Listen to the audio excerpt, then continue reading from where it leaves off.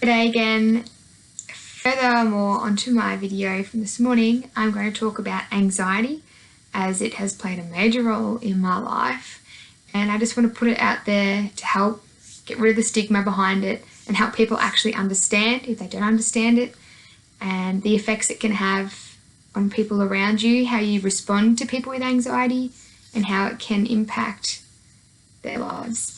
So blackdoginstitute.org.au is a good website if you want to get some more information. I jumped on there this morning just to grab a quick definition for you. Anxiety is when you become overly worried about perceived threats and bad things that may or may not happen. When your worries are persistent or out of proportion to the reality of the threat and get in the way of you living your life.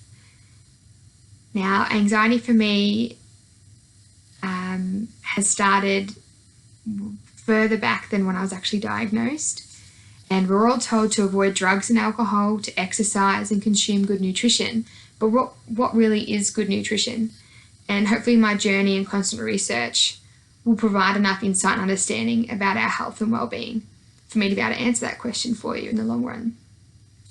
Now, the role of caffeine, it's a stimulant. Alcohol is a depressant.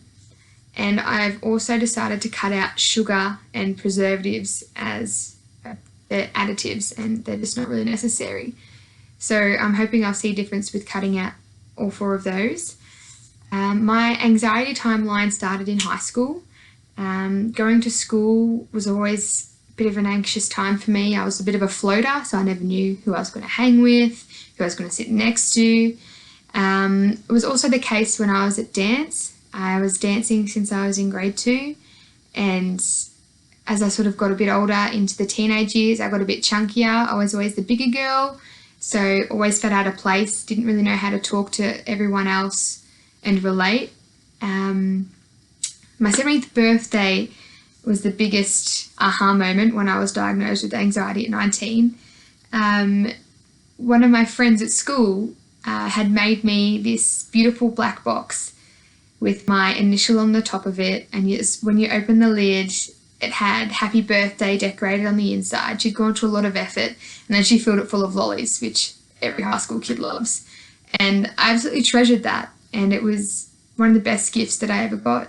And the sad thing is, when her 18th birthday came around, my anxiety really took hold, and I was just too terrified to go to her 18th birthday because I didn't know who I was going to sit with, who I was going to talk to, if I was going to get bullied, and just all these things cannonball effect, and it tore me apart that I couldn't go, and it tore our friendship apart because I don't think she understood, but that's because I didn't understand why I couldn't go. And in hindsight, there could have been ways around that I could have done something different. I could have, contacted a few friends and asked if they're going and if I could tag along, or told her how I was feeling. I simply could have told her, look, I'm scared.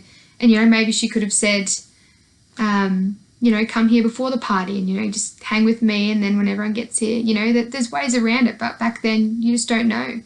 And in hindsight, that's what I would have done. I would have asked to come early and, not rock up when there's heaps of people already there. Moving out of home, I moved out of home the day after my 17th birthday. Home life to me was not a good one. So I've been on my own since I was 17.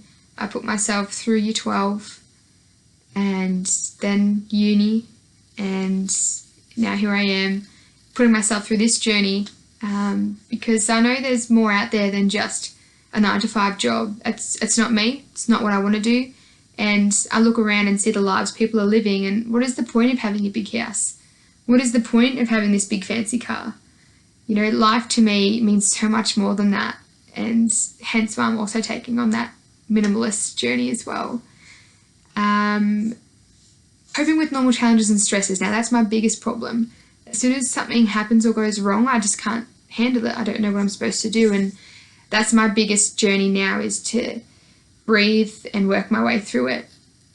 And luckily I have a really supportive partner who's helped me through a lot in the last few weeks, and he's really supportive in this journey as well.